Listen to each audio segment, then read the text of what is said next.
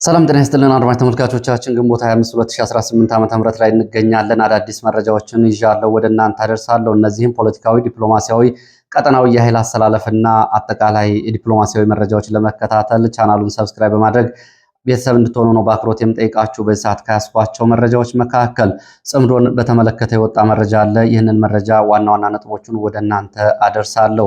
እንዲሁም ደግሞ በትግራይ ያለውን አጠቃላይ የውሎ መረጃ እንደዚሁ በዝርዝር ይዣለሁ ወደ እናንተ አደርሳለሁ። የኦሮሞ ፖለቲከኞችና ወታደራዊ መሪዎች እያስተላለፉ ያሉትን መልእክት በተመለከተ መረጃ አደርሳችኋለሁ። እንዲሁም ደግሞ አባገዳዎች ደብዳቤ ጽፈዋል። ደብዳቤያቸው ተማጽኖ የተሞላበት እንደሆነ መረጃ ምንጮች ገልጸዋል። ይህንን ጨምሮ በተለያዩ አካባቢዎች ያሉ መረጃዎችን አሰባስቤያለሁ። እንደተለመደው በቅደም ተከተል ወደ እናንተ አደርሳለሁ። በኢትዮጵያና ሱዳን ድንበር አካባቢ እንደዚሁ አዲስ ተጨማሪ መረጃ አለኝ። ይህንንም ወደ እናንተ አደርሳለሁ። እናንተ የሚጠበቅባችሁ እየተከታተላችሁ አብራችሁ መቆየት ነው። እነዚህን ጥቂት ደቂቃዎች አብራችሁ ከቆያችሁ በርካታ የሀገር ውስጥ እንዲሁም ደግሞ ቀጠናዊ መረጃዎችን ታገኛላችሁ። ሁልጊዜም የቻናሉ ቤተሰብ ብትሆኑ አዳዲስ መረጃዎችን በተለይ የግንባር ወታደራዊ መረጃዎችን በዚህ ቻናል ታገኛላችሁ። ቤተሰብ በመሆን የቻናሉ ገጽ በመከታተል እንዲሁም ደግሞ ሌሎች ወዳጅ ዘመዶቻችሁ በማስተዋወቅ የቻናሉ ቤተሰብ እንድትሆኑ በድጋሚ ጠይቃለሁ። በቀጥታ ወደ መረጃዎቹ ነው የሚሄደው። ከዚህ ጋር በተያያዘ ምርጫን በተመለከተ በርካታ አስተያየቶችን አድርሳችሁኛል። ከምርጫ ጋር በተያያዘ ምርጫ ተደረገ ማለት አይቻልም በሚል በተለያዩ አካባቢዎች ያላችሁን ምልከታና ትዝብት አድርሳችሁኛል። የምርጫ ወጎች በሚል እንደዚሁ በርካታ ቀልዶችና ድንቃ ድንቅ በሚልም እንደዚሁ አንዳንድ ተመራጮች በአውሮፓ ሆነው ምርጫ ተደርጎ በተለይ ተቃዋሚ ፓርቲ መሪዎች ምርጫ ተደርጎ አሸንፋችኋል በሚል ውጤት እየጠበቁ ነው። በምርጫ ቀጠናቸው ሂደው ቅስቀሳ ሳያደርጉ እንዲሁም ደግሞ ምርጫ ካርድ እንኳ አውጥተው ራሳቸውን በሕዝብ ፊት ሳያሳዩ በአውሮፓ በተቀመጡበት ውጤት እየጠበቁ ነው የሚለውን ጨምሮ በተለያዩ አካባቢዎች ያለውን አጠቃላይ ምርጫ በተመለከተ ዛሬ ምርጫ የተደረገባቸው አካባቢዎች ጠዋት መኖራቸውን የሚገልጹ መረጃዎችን ጨምሮ የተለያዩ ጥቆማዎችን አድርሳችሁኛል። ያው እንግዲህ ምርጫው ምርጫ አይደለም። በኢትዮጵያ ታሪክ ከታዩ ምርጫዎች ሁሉ በጣም ዝቅተኛ በሆነ መስፈርት የሚታይ ምርጫ መሆኑን እንግዲህ ደጋግሞ በወጡ መረጃዎች ማረጋገጥ ይቻላል። ስላደረሳችሁ ጥቆማዎች ግን በእጅጉ ነው የማመሰግነው።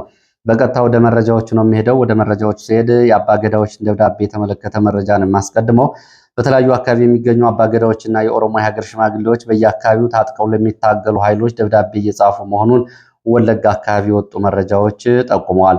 በተለይ በወለጋ ቀጠና ሆሮ ጉዱሩ ወለጋ ዞን እና በተለያዩ ወረዳዎች በምስራቅ ወለጋ ዞን የተለያዩ ወረዳዎች ታጥቀው የሚንቀሳቀሱ አካላት እነሱን እንዲረዷቸው አባገዳዎቹ በደብዳቤያቸው ጠይቀዋል። ለእነሱም ደብዳቤውን አድርሰዋል።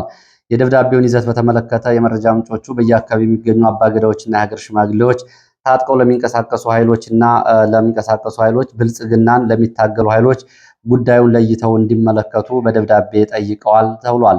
ደብዳቤያቸው የኦሮሞ ሕዝብ ከመቼውም ጊዜ በላይ በዚህ ስርዓት እየተበደለ ያለ መሆኑና ይህን ስርዓት ቀድሞ መታገል የጀመረው ኦሮሞ ሕዝብ በመሆኑ የኦሮሞን ሕዝብና ብልጽግና ስርዓትን ለይቶ ማየት እንደሚጠበቅባቸው ታጥቀው ለሚንቀሳቀሱና ለሚታገሉ አካላት የአባገዳዎችና የኦሮሞ ሀገር ሽማግሌዎች ደብዳቤ ጽፈዋል ተብሏል።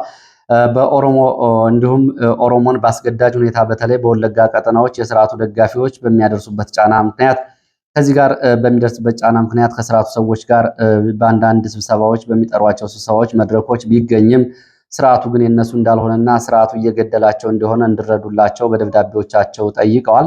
ደብዳቤዎቹ እንዳይጋለጡባቸው የጠየቁት አባቶች አሁንም የሚታገሉ ኃይሎች የኦሮሞን ሕዝብና ብልጽግናን በደንብ ለይተው ባንክሮ ትግላቸውን እንዲቀጥሉ ጠይቀዋል። ብልጽግና የኦሮሞ ስርዓት እንደሆነ አድርገው ለማሳየት በትልልቅ ከተሞች ተቀምጠው ዲስኩር የሚያሰሙ የኦሮሞ ተወላጅ የሆኑ ሰዎች እነዚህ የኦሮሞን ሕዝብ የማይወክሉ እንደሆኑም ደብዳቤዎቹ እንደሚገልጹ የመረጃ ምንጮቹ ገልጸዋል። ይህ ስርዓት የኦሮሞ ስርዓት ነው ብለው በተደጋጋሚ ዲስኩር የሚያሰሙ ሰዎች የኦሮሞን ሕዝብ የፖለቲካ መነገጃ ለማድረግና ለራሳቸው ጊዜያዊ ጥቅም ሲሉ ይህንን እያደረጉ እንደሆነ ህዝቡና የሚታገል ኃይል ሊያውቅ ይገባል ሲሉ ነው እየጠየቁት። ያው ቀደም ብሎ በእርግጥ ይሄ ጉዳይ ግልጽ ነው። የትላንቱ የህወሓት ስርዓትም የትግራይ ህዝብ ስርዓት እንዳልሆነ ሁሉ አሁንም ያለው የኦህዴድ ስርዓት የኦሮሞ ህዝብ ስርዓት አይደለም። በኦሮሞ ህዝብ ውስጥ የተደበቀ ወይም ደግሞ በትግራይ ህዝብ የተደበቀ እንጂ እነዚህ ቡድኖች የሚወክሉት ህዝብ እንደሌላቸው ተደጋግሞ ተገልጿል። ከዚህ ጋር በተያያዘ እንደዚሁ የቀድሞው የመከላከያ ከፍተኛ አዛዥ ከማል ገልቹ ተደጋጋሚ መልእክቶችን በፌስቡክ ገጹ እያስተላለፈ ነው የሚገኘው። ከዚህ ገጽ ላይ የተለያዩ ትዝብቶችን እንዲሁም ደግሞ አጠቃላይ ያለውን ስሜትና የፖለቲካ ጫናና አጠቃላይ ደግሞ ወደየት እየሄደ እንደሆነ ፖለቲካውና ወታደራዊ ግምገማውን የሚያሳይ ነው። ታዋቂው የቀድሞው የመከላከያ ከፍተኛ አመራር ከማል ገልቹ ስጋቱን እየገለጸ ነው የሚገኘው። የሰሜን ኃይል አስተላለፍ ብሎ የገለጸው አስተላለፍ የኦሮሞ ብልጽግናና የኦሮሞን ሕዝብ በተመለከተ ተከታታይ አስተያየቶች እየሰጠና እያሰፈረ ይገኛል። በዚህ መንገድ ከገለጻቸው ሀሳቦች መካከል አሁን የሰሜን ኃይሎች ለመቋቋም ያለን እናሳያለን ወይስ ደግሞ የብልጽግናን ዝርፊያና ብልጽግናን መደበቂያ አድርጎን ይቀጥላል በሚል የነሱና የኦሮሞ ህዝብ ብልጽግና መደበቂያ አድርጎ እየቀጠለ ነው ወይም ደግሞ ተባብሮ መቆም አለበት የሚል ሁለት አይነት ሀሳቦችን አንስቷል። በእነዚህ ሀሳቦች ውስጥ መሰረታዊ ይዘቶቹን በተመለከተ አንድም እየተባበረ የመጣውን የሰሜን ኃይል የኦሮሞን ህዝብና ብልጽግናን ለይቶ ሊያይ ይገባል ይህንን የሚል አስተያየት ሲያቀርብ፣ በሌላ በኩል ደግሞ ይህንን ለመመከት ውስጣዊ ጥቃቅን ልዩነቶችን ወደ ጎን በማለት አንድነትን ማጠናከር ይገባል የሚል አስተያየት ሰጥቷል። የሚደረጉ ትግሎች ይላል ከማል ገልቹ፣ የሚደረጉ ትግሎች የሌላውን ኃይል ለመቋቋም ኃይል የምንሰበስብባቸው እና ያለንን ኃይል የምንጠቀምበት እንጂ ራሳችን ለማዳከምና ራሳችን ለመበተን እንዳልሆነ መረዳት ያስፈልጋል ብሏል። ይህ እንግዲህ የኦሮሞን የፖለቲካ ኃይል ለመሰብሰብና አንድ ለማድረግ ያስተላለፈው ጥሪ ነው። ሁለት አይነት ምክረ ሀሳቦችንና አስተያየቶችን ነው እየሰጠ ያለው። ይህ ስጋትና ምክረ ሀሳብ ጭንቀት የተቀላቀለበት ሀሳብ እንደሆነ መረዳት ይቻላል። የኦሮሞ ብልጽግናዎች የሚነዙት ፕሮፓጋንዳ የሐሰት ቅስቀሳዎችን በመስማት ህዝቡ መዘናጋት እንደሌለበትም ከማል ገልቹ ጥሪውን አቅርቧል። ይህ የሚያሳየው እንግዲህ በአመዛኙ ያለውን አጠቃላይ ሁኔታ በተመለከተ ያለውን ስጋትና በእሱ ትይዩ የሚገኙ የኦሮሞ ከፍተኛ ወታደራዊ አመራሮች፣ የፖለቲካ ሰዎች እየገቡበት ያለውን ጭንቀት የሚያሳይ አንድም ስርዓቱን መታደግ አለብን፣ ሁለት ደግሞ ገፍቶ የሚመጣና ሽንፈት የሚመጣ ከሆነ ደግሞ የኦሮሞ ህዝብና ስርዓት ተለይቶ መታየት አለበት የሚል ተማጽኖ እያቀረቡ እንደሆነ ግምት ውስጥ የሚወሰድ ሀሳብ ነው እየተላለፈ ያለው። ይህ በእንዲህ እንዳለ አብይ አህመድ ደግሞ ዛሬ በአዲስ አበባ በእንጦጦ፣ በቀጨኔ፣ በ6 ኪሎ፣ በሽሮ ሜዳ አካባቢ በተሰሩ ፓርኮች እንቅስቃሴ ሲያደርግ ታይቷል። አብይ አህመድ ዛሬ በአዲስ አበባ ከእንጦጦ እስከ ሽሮ ሜዳ፣ ከሽሮ ሜዳ እስከ ቀጨኔና 6 ኪሎ በሚገኙ አካባቢዎች የካቢኔ አባላቶቹን በማስከተል ፓርኮችን፣ መዝናኛ ቦታዎችን፣ ኳስ ሜዳዎችን እንዲሁም ደግሞ ዥጓዥጉ የመጫወቻ አካባቢዎች ላይ በመንቀሳቀስ ማየት ማመን ነው፣ ኑ ተመልከቱ እያለ የብሽሽቅ የመሰለ መልእክት ይህንን በብሔራዊ ሚዲያዎች ጭምር ዛሬ ሲያስተላልፍ ነው እየዋለው። እንግዲህ ይሄ የአብይ አህመድ መልእክት የሚያሳየው ከምርጫ ማግስት ወደ ፓርኮች እና ወደ መዝናኛ ቦታዎች መሄድ ያለውን አንድም ያለውን ጭንቀትና በእነዚህ መዝናኛና ፓርኮች ራስን ለማጽናናት ሲሆን፣ በሌላ በኩል ደግሞ በምርጫ ማግስት እንግዲህ በተለይ የገባበትን ብሽሽቅና ሌሎቹ ላይ መልእክት ለማስተላለፍ ታስቦ የተደረገ እንደሆነ መገመት አያዳግትም ይላሉ ታዛቢዎች። ይህንን በተመለከተ ምርጫ ላይ እንግዲህ የብዙ መንግስታት መተማመኛ በአፍሪካ ውስጥ እንዲሁም ደግሞ በዓለም አቀፍ ደረጃ ምርጫ አይሆንም እንኳን ኢትዮጵያን በመሰለ ሀገር። ኢህአዴግ ካሁን በፊት ምርጫ ባደረገ በስንተኛ ወራት ነው የህዝብ ተቃውሞ የተቀሰቀሰበት የሚለውን ደጋግሞ ማንሳት ያስፈልጋል። አብይ አህመድ አሁን እያደረገ ያለውና የተሟላ ያልተባለው ምርጫ በብዙ አካባቢዎች በኢትዮጵያ ታሪክ ከተደረጉ ምርጫዎች በብዙ መመዘኛዎች ሲታይ ቀድሞ የተጠናቀቀ ቀድሞ የታወቀ ምርጫ አድርጎ ዛሬ በኩራት በአሸናፊነት ምርጫ ውጤት ሳይገለጽ ይህንን ያደረገበት ምክንያት ከብሽሽቅና ከልህ ጋር እየተያያዘ ጉዳይ እንደሆነ ነው እንግዲህ መገንዘብ የሚቻለው። ወደ ሌሎች መረጃዎች ሲሄድ ወደ ራያ የሚወስደን መረጃ አስከትላለሁ። በሰሜን ወሎ ራያ አላማጣ ከተማ በታጣቂዎች አሰቃቂ ግድያ መፈጸሙ ተገልጿል። አሰቃቂ ግድያ በመኖሪያ ቤታቸውና ቤተሰቦቻቸው ፊት የተፈጸመባቸው በራያ አላማጣ ከተማ ነዋሪ የሆኑት አቶ በርሄ ትኩዬ ሻረው እየተባሉ የአካባቢው ነዋሪ ናቸው። እንደ መረጃ ምንጮቹ ስለ ግድያው ሲገልጹ ግንቦት 25 2018 ዛሬ ረፋድ ማለት ነው 4 ሰዓት ገደማ 5 ታጣቂዎች ወደ መኖሪያ ቤታቸው በመሄድ አፍነው ወደ ባጃጅ ግባ እንሄድ ብለው በኃይል ለማስወጣት ሲጠይቋቸው ለምን እንሄዳለን ማለታቸውን ተከትሎ በመኖሪያ ቤታቸውና በቤተሰቦቻቸው ፊት ደጃፍ ላይ ሳሉ በተከታታይ ጥይቶች በጥይት እሩምታ ተኩስ በመክፈት በግፍ እንደገደሏቸው የመረጃ ምንጮቹ ገልጸዋል። የአቶ በርሄ ትኩዬ ቀብር ስነስርዓት በዛሬው ዕለት በራያ አላማጣ ከተማ እንደተፈጸመ ታውቋል። ይህ ግድያ የፈጸሙት ታጣቂዎች ማንነት እስካሁን ድረስ በግልጽ አልታወቀም ነው የተባለው። ገዳይ ታጣቂዎቹ በባጃጅ ያመለጡ መሆኑንም የመረጃ ምንጮች ጨምረው ገልጸዋል። በራያ አላማጣና በአካባቢ በተከታታይ የህወሓት ታጣቂዎች በአካባቢ የማንነት ጥያቄ በሚያነሱ የራያ አላማጣ ተወላጆች ተጽዕኖ ፈጣሪ ሰዎች ላይ በተደጋጋሚ ግድያዎችን ይፈጽማሉ። ከባለፉት 6 ወራት ወዲህ ብቻ እንኳ በዚህ መንገድ ከመኖሪያ ቤታቸው ተወስደው ደብዛቸው የጠፋ የአላማጣ አካባቢ ተወላጆች ቁጥራቸው ወደ 22 ይደርሳል፣ የሃይማኖት አባቶችን ጨምሮ። በዚሁ ወደ ትግራይ ከፍ እንበልና ወደ ትግራይ ያሉ መረጃዎችን ላድርስ። በትግራይ ያለው አጠቃላይ ሁኔታ በተመለከተ በትግራይ የጦርነት ስጋት በከፍተኛ ሁኔታ መኖሩን መረጃዎች ይገልጻሉ። ከትግራይ በሁሉም አቅጣጫዎች ህዝቡና ወጣቶቹ ትግራይን ለቀው እየወጡ እንደሆነ የወጡ መረጃዎች ያሳያሉ። የአየር ትራንስፖርትን በተመለከተ በቀን ከአዲስ አበባ ወደ መቀሌ 6 በረራዎች አሉ። እነዚህ በረራዎች ከመሙላታቸው ባሻገር እስከ 2 ሳምንት ድረስ የሚደርሱ የወደፊት በረራዎችም ሙሉ በሙሉ ትኬቶች ተሽጠው አልቀዋል። ይሄ የሚያሳየው ትግራይን ለቆ ለመውጣት ያለውን እሽቅድድም እንደሆነ መረጃዎች ይገልጻሉ። እንዲሁም ደግሞ የየብስ ትራንስፖርቶችን በተመለከተ ደግሞ ከመቀሌ በቀን 4 አውቶቡሶች ወደ አዲስ አበባ የሚመጡ ሲሆን ሁሉም ሞልተው ስለሚወጡ እስከ ቀጣዩ ሳምንት ድረስ ያሉ ትኬቶች ሙሉ በሙሉ ተሽጠው አልቀዋል። ሌሎች የትራንስፖርት ሰጪ ማህበራት ደግሞ ይህንን የትራንስፖርት እጥረት ለመቅረፍ ተጨማሪ አውቶቡሶችን ከመቀሌ ወደ አዲስ አበባና ወደ አፋር ክልል እንደዚሁ እየመደቡ መሆኑ ታውቋል። በዚህ በትግራይና በአፋር አካባቢ ከሸህት እስከ አብዓላ ድረስ በሚደረጉ የየብስ ትራንስፖርቶች መንገዶች እንዲዘጉ ህወሓት የትራንስፖርት ትስስር እንዲቋረጥ ትዕዛዝ ማስተላለፉንም የወጡ መረጃዎች ይገልጻሉ። ከዚህ ጋር በተያያዘ የወጣቶች የአሰራና ግፍ በተመለከተም የተነሳውን ዓለም አቀፍ ተቃውሞና የተለያዩ የማጋለጥ ሂደቶችን በተመለከተ ህወሓት የተነሳበትን ጫና ለመቋቋምና እንዲሁም ደግሞ በትግራይ ውስጥ ወጣቶችን በድጋሚ አታሎ ለመያዝና ለማፈን በሚል የተለያዩ ፕሮፓጋንዳዎችን እያሰራጨ እንደሆነ ከትግራይ የወጡ መረጃዎች ያሳያሉ። ከነዚህ መካከል በበጋው ወቅት እጅግ በቂ የሆነ አቅም አሰልጥነን ጨርሰናል፣ አሁን አዲስ ታጣቂ አንፈልግም የሚል ፕሮፓጋንዳ፣ ይህም እንግዲህ ወጣቶች ተዘናግተው እንዲቀመጡ ለማድረግ እንደሆነ፣ አሁን የኃይልና የወጣት ችግር የለብንም፣ በቂ ኃይል አለን፣ ስለዚህ አዲስ ወጣቶችን አንፈልግም የሚል ከህወሓት ሰራዊት ጎን ቆመው የሚሰለፉ ኃይሎች በአፋር፣ በአገው፣ በፋኖ፣ በኤርትራ ኮማንዶዎች እና ኃይሎች አሉን፣ ስለዚህ ብዙ ኃይል አንፈልግም፣ አሁን እኛ የምንፈልገው ኃይል ተጠባባቂ ኃይል እንጂ ፊት ለፊት የሚዋጋ ኃይል አይደለም።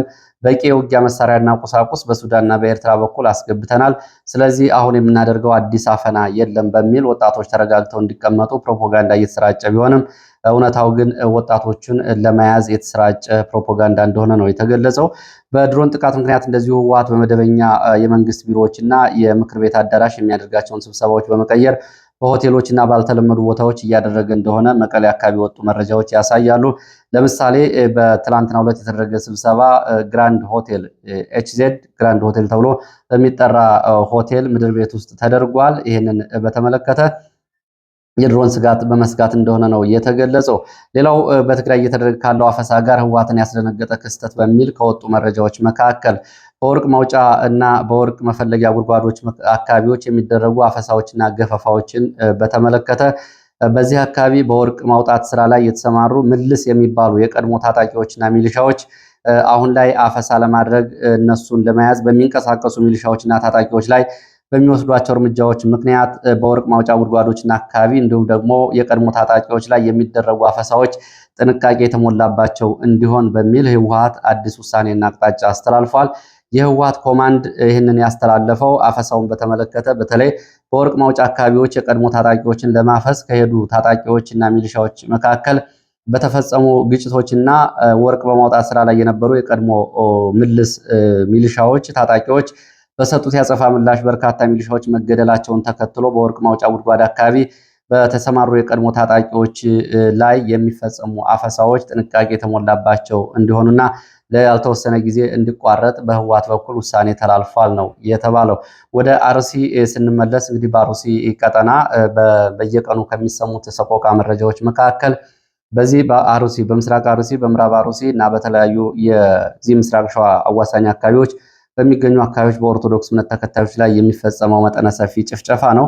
ምስራቅ አርሲ የተፈጸመው አሰቃቂ ጥቃትን በተመለከተ 13 ንጹሐን ዜጎች መገደላቸውን በስም ዝርዝር የወጡ መረጃዎችና የሀገረ ስብከቱ መረጃ ያሳያል። 101 ዓመት ዕድሜ ያስቆጠሩ ታሪካዊ ቤተክርስቲያናት እንደዚሁ በታጣቂዎች ሙሉ በሙሉ ወድሞ መቃጠሉ ተገልጿል። በምስራቅ አርሲ ዞን በሚገኙ ልዩ ልዩ ወረዳዎች ውስጥ አሁን በያዝነው በግንቦት 23 ግንቦት 24 በተፈጸመ አሰቃቂ ጥቃት 13 የኦርቶዶክስ እምነት ተከታይ ንጹሐን ሕይወት ማለፉን የአርሲና የሶማሌ ጅጅጋ ሀገረ ስብከት ሊቀ ጳጳስ ብፁዕ አቡነ ኤልሳ መግለጻቸውን እንደዚሁ መረጃዎች ጠቁመዋል።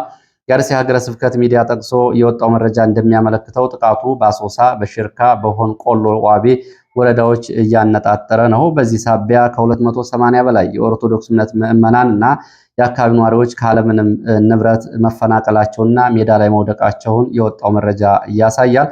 ታጣቂዎቹ ንጹሐንን ከመግደል ባለፈ የመኖሪያ ቤቶችን በእሳት ያቃጠሉና መንደሮችንም ያወደሙ እንዲሁም ደግሞ ዘረፋ የፈጸሙ መሆናቸውን መረጃው ያሳያል።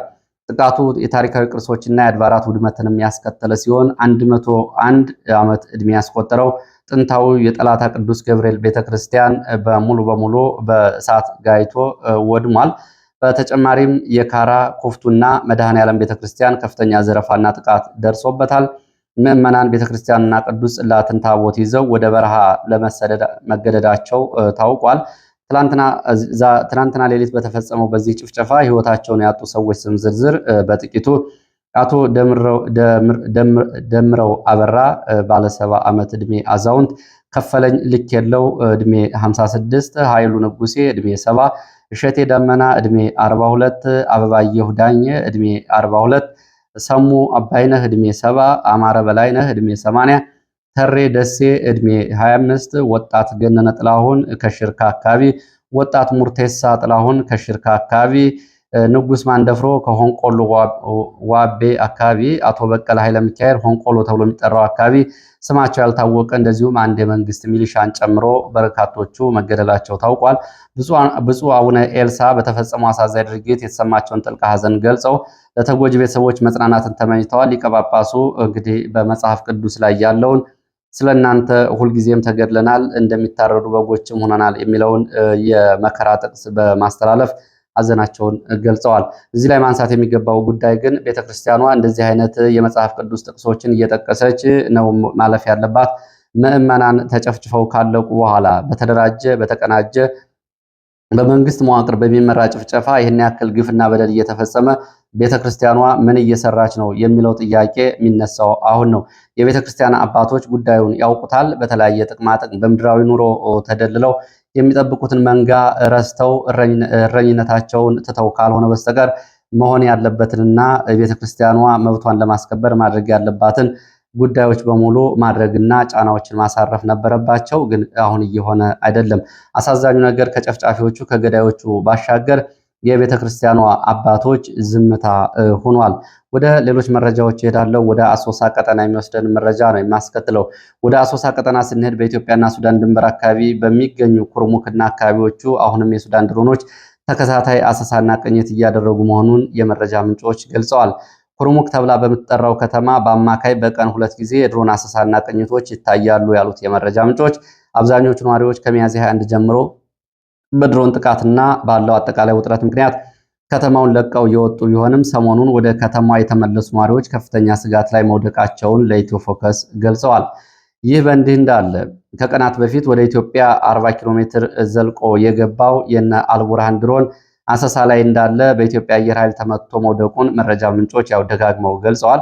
በአየር ኃይል ተመቶ የወደቀው ድሮን የተመታበት ልዩ ቦታ ሆርዘብ ተብሎ የሚጠራ ትምህርት ቤት አቅራቢያ እንደሆነና በአካባቢው ተንቀሳቅሶ ፎቶግራፍ ለመውሰድም ሆነ መረጃውን ለማጥራት እንዳልተቻለና የጸጥታ ጥበቃ እየተደረገለት እንደሆነ የመረጃ ምንጮች ገልጸዋል። ይህ በእንዲህ እንዳለ በዚሁ ቀጠና ጀነራል መሐመድ ደጋሎ ታጣቂዎች በዚህ በኩርሙክና አካባቢው በኢትዮጵያውያን ላይ በደል እያደረሱ መሆናቸውን የመረጃ ምንጮች ገልጸዋል። የኢትዮጵያ ጦርና የአካባቢው የፖሊስና የብልጽግና የፖለቲካ መዋቅር ለሚቀርቡላቸው ቅሬታዎች ምላሽ እየሰጡ አለመሆኑም ነዋሪዎቹን አስቆጥቷል። በኢትዮጵያና ሱዳን ድንበር በአሶሳ መስመር በምትገኘው ኩርሙክ ከተማና አካባቢው ሰፍረው የሚገኙ የጀነራል መሐመድ ደጋሎ የአርኤስኤፍ ታጣቂዎች በኢትዮጵያ ንጹሐን ዜጎች፣ ነጋዴዎች ላይ ፍጹም አሳሳቢና ዘግናኝ ሰብአዊ በደል እየፈጸሙ መሆኑን ነው የአካባቢው የመረጃ ምንጮች ለኢትዮ ፎከስ እየገለጹት። ያው እንግዲህ የአባት እርግማን ያነሰው የአማት እርግማን ይጨምራል እንደሚባለው አይነት ነው። አሁን በኢትዮጵያ ውስጥ በታጣቂዎች በመንግስት የጸጥታ ኃይል በህዝብ ላይ የሚፈጸመው ግፍና በደል አልበቃ ብሎ ከቋንቋውም ከባህሉም ባዕድ የሆኑ ታጣቂዎችን የኮሎምቢያ እንዲሁም ደግሞ የዳርፉርና የኮርዶፋን ታጣቂዎችን እዚያም አካባቢ አምጥቶ አስፍሮ በህዝብ ላይ ግፍ እንዲፈጸም ማድረግ እንግዲህ የአባት እርግማን ያልበቃው የአማት እርግማን ይጨምራል እንደተባለው አይነት ነው እየሆነ ያለው። ይህንን በተመለከተ የመረጃ ምንጮቹ ሲገልጹ ከተማው ባለፈው መጋቢትና ሚያዝያ 21 ቀን 2018 በጀነራል አብዱል አልፈታህ አልቡርሃን የሱዳን አየር ኃይል ተደጋጋሚ ድሮን ድብደባና ውጊያ ከተደረገ በኋላ አብዛኞቹ ነዋሪዎች ከተማውን ለቀው በመውጣታቸው በአሁኑ ወቅት ኩርሙክ ከተማ ፍርስራሽ ክምችት ብቻ ሆና መቅረቷን የመረጃ ምንጮች ይገልጻሉ። ሆኖም ግን ሰሞኑን ወደ ቀያቸው የተመለሱ ጥቂት ዜጎች የቀጠናው ታጣቂዎች እነዚህ አርኤስኤፍ የሚባሉት ህይወትን ሲኦል እንዳደረጉባቸው ነው እየገለጹ ያሉት።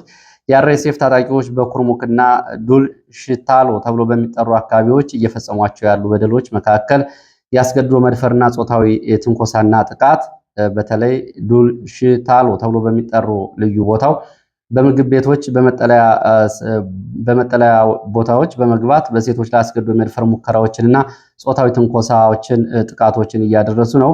የንግድ ተቋማትና ዘረፋን ማክሰርም እንደዚሁ የታጣቂዎቹ መገለጫ ሆኗል። እነዚህ የአርኤስኤፍ ታጣቂዎች ወደ ምግብና መጠጥ ቤቶች በኃይል በመግባት ከተጠቀሙ በኋላ የተመገቡትን ሂሳብ ሲጠየቁ በፍጹም ከመክፈልና ከማንገራገር ይልቅ ነጋዴዎችን በማስፈራራት ለከፍተኛ ኪሳራ እየዳረጉ ነው የሚገኙት። ታጣቂዎቹ የሱስ እና የቁሳቁስ ዘረፋም እንግዲህ አንዱ መገለጫቸው ነው። ታጣቂዎቹ በተለያዩ አደንዛዥ እጾችና ሱሶች የተጋለጡ በመሆናቸው የነዋሪዎችን የግል ንብረቶች እንዲሁም ደግሞ በአካባቢ የሚገኙ የመንግስት ንብረቶች ይሸጣሉ፣ እንዲሁም ደግሞ ይሰርቃሉ። በዚህ በአካባቢ የሚገኙ የህዝብና የኢትዮጵያ መንግስት ተቋማት ላይም በግዴለሽነት የተሞላበት ውድመትና ጥፋት ይፈጽማሉ። በጣም የሚያሳዝነው የመንግስት የሰጣቸው ከለላ ነው። የአካባቢ ነዋሪዎች ለኢትዮ ፎከስ በምሬት እንደገለጹት እነዚህ የሱዳን ታጣቂዎች የአርኤስኤፍ ማለት ነው በሲቪልም ሆነ በወታደራዊ ልብስ ተንቀሳቅሰው ጥቃት በሚፈጽሙበት ጊዜ ምንም አይነት ጫና አይደረግባቸውም፣ ከለላ ተሰጥቷቸዋል ነው የተባለው። በዚህ ምክንያት በአካባቢ የሚገኙ የኢትዮጵያን ፖሊስና መከላከያ ሰራዊት አባላት ንጹሐን ዜጎች እያለቀሱና እየተማረሩ የሚያቀርቡላቸውን አቤቱታ በደልና ጥቃት ምንም አይነት ምላሽ ሳይሰጡና እርምጃ ሳይወስዱ በዝምታ መመልከታቸው እንዳበሳጫቸው የነዋሪዎቹ ገልጸዋል። የአሶሳ ድንበር ቀጠና በአሁኑ ወቅት እንግዲህ በሱዳን አየር በተደጋጋሚ በድሮኖች አሰሳ እንዲሁም ደግሞ በየብስ በአርኤስኤፍ ታጣቂዎች የሚዘረፍ አደገኛ ቀጠና ሆኗል ሲሉ ለኢትዮ ፎከስ የኩርሙክ የመረጃ ምንጮች ይህንን ተናግረዋል። ወደ መረጃዎቹ ቀጥላለው። የአፍሪካ ቀንድና አጠቃላይ ሁኔታውን የተመለከተ መረጃ ነው። ጽምዶን በተመለከተ የወጣ መረጃ ነው። ጽምዶን በተመለከተ ዘ አፍሪካን ኢንተለጀንስ የተባለው ሚዲያ ዛሬ ትናንትና ባጋራው መረጃ ላይ የተለያዩ ጉዳዮችን አንስቷል። ከጋዜጣው ውስጥ የተገኙ ዋና ዋና ነጥቦችን እንደሚከተለው ወደ እናንተ አቀርባለሁ። ጽምዶን በተመለከተ እንግዲህ ጥምረቱ መጀመሪያ ላይ በትግራይ እና በህወሓትና በኤርትራ መካከል የተጀመረ መቀራረብ እንደነበር የገለጸው ጋዜጣው አሁን ጽምዶ ተብሎ የሚጠሩት ቡድኖችና ያቀፏቸው ቡድኖች ብዛት ወደ 9 ደርሷል ይላል። ይህንን በተመለከተ እንግዲህ የሱዳን፣ የኤርትራ እንዲሁ ደግሞ በኢትዮጵያ ውስጥ ያሉ ታጣቂዎችን ህወሓትን ጨምሮ ያሉትን ቡድኖች ጨምሮ ወደ 9 ደርሰዋል ይላል። ቡድኖቹ እርስ በርሳቸው ሰፊ ዓላማና የርዕዮተ ዓለም ልዩነት ቢኖራቸውም አብይ አህመድ መንግስትን ከስልጣን ለማውረድ በሚለው አንድ የጋራ ግብ ላይ ተስማምተዋል የሚል እንደዚሁ ሰፊ አንቀጽ ሽፋን ሰጥቷል።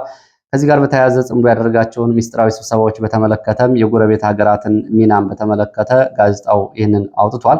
አፍሪካ ኢንተለጀንስ እንዳወጣው በሱዳን በኩል የታጠቁ መሪዎች የሱዳን የስለላ መሪ አህመድ ሙፊዳል እና በኤርትራ አምባሳደር ኢሳ አህመድ ኢሳ ድጋፍ በካርቱም እና በፖርት ሱዳን ሚስጥራዊ ስብሰባዎችን ጽምዶ ስለማድረጉ ይገልጻል።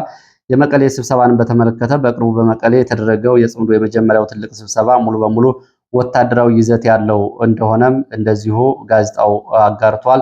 በዚህ በመቀሌው ስብሰባ የጋራ ኮሚቴ ለማቋቋም ያለመ ስብሰባ እንደነበርም ገልጿል። በጥምረቱ ውስጥ ያሉ ቡድኖችና የውስጥ አለመተማመን ደግሞ በከፍተኛ ደረጃ እያደገ እንደሆነ ነው የገለጸው ጋዜጣው። ከነዚህ መካከል ፋኖ፣ የኦሮሞ ነጻነት ሰራዊት፣ ኦነግ ሸኔ፣ ህወሓት የትግራይ ኃይል ማለት ነው፣ የኡጋዴን ብሔራዊ ነጻነት ግንባር የጥምረቱ የተካተቱ ቢሆንም በውስጥ ባለው ከፍተኛ ጥርጣሬና አለመተማመን ችግር ውስጥ ገብተዋል ይላል ጋዜጣው። ለምሳሌ ታሪካዊ ጠባሳዎችን በማንሳት የአማራ ተዋጊዎች ህወሓት ድሮ ወደ ነበረው ኢህአዴግ ዘመን የበላይነት ለመመለስ እየሞከር ነው በሚል ጥርጣሬ ውስጥ ወድቀዋል ይላል ጋዜጣው።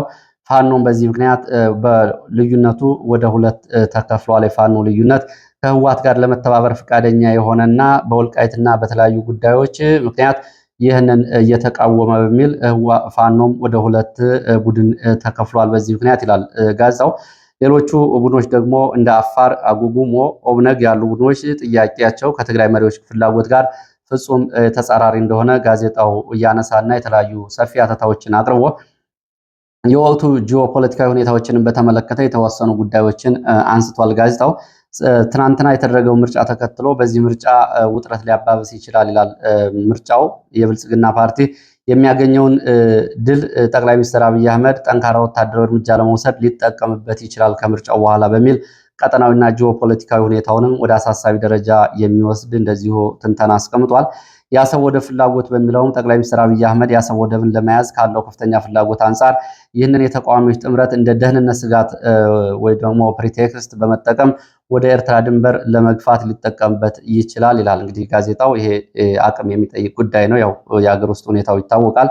ሌላው የአሜሪካ የጦር መሳሪያ እገዳ መነሳት ነው። የአሜሪካ በኢትዮጵያ ላይ ጥላው የነበረውን የጦር መሳሪያ ማዕቀብ እና እገዳ ማንሳቷ አብይ አህመድን የፌዴራል መንግስቱ ወታደራዊ አቅሙን ያጠናክረዋል፣ በርካታ የጦር መሳሪያዎችን እንዲሸምትና በፍጥነት እንዲያስገባ ያግዘዋል ይላል ጋዜጣው። ጋዜጣው አጠቃላይ ግምገማው ሲያስቀምጥ ምንም እንኳ ይህ ጥምረት በወረቀት ላይ የመንግስት ስልጣን የሚፈታተን ቢመስልም በውስጡ ባሉና የቆዩ የብሔር ግጭቶች፣ የታሪክ ጠባሳዎች፣ የድንበር ውዝግቦች ጉዳይ በቀላሉ ሊፈርስ የሚችል ደካማ ጥምረት አድርጎ ጋዜጣው ይህንን ተመልክቶታል። ከዚህ ጋር በተያያዘ ባለፈው የኡመር ጊሌ የፕሬዝዳንታዊ ሹመት ላይ የአብይ አህመድና የሱዳኑ የሉዓላዊ ምክር ቤት ባለስልጣን ተገናኝተው ነበር። አብይ አህመድ ባለፈው ሚያዝያ 9 በነበረው የጅቡቲ ስብሰባ ላይ ጽምዶን እንዲያስቆሙ ሱዳኖችን ጠይቋል። ይህንን በጠየቀ በአምስተኛው ቀን አንዳርጋቸው ጽጌ የተገኘበት የጽምዶ ስብሰባ በፖርት ሱዳን መደረጉ ይታወቃል። ጅቡቲ ኢትዮጵያና ሱዳንን ለማደራደር ያው እንቅስቃሴ እያደረገች እንደሆነም መረጃዎቹ ገልጸዋል። ይህ ጽምዶን በተመለከተ የቀረበው መረጃ ከአፍሪካን ኢንተለጀንስ ዘገባ ላይ እየተወሰደ ነው። ለሰዓት የነበሩ መረጃዎች እነዚህ ናቸው። ስለተከታተላችሁ በእጅጉ አመሰግናለሁ። በሌላ ተመሳሳይ መርሃ ግብር እስከምንገናኝ መልካም ጊዜ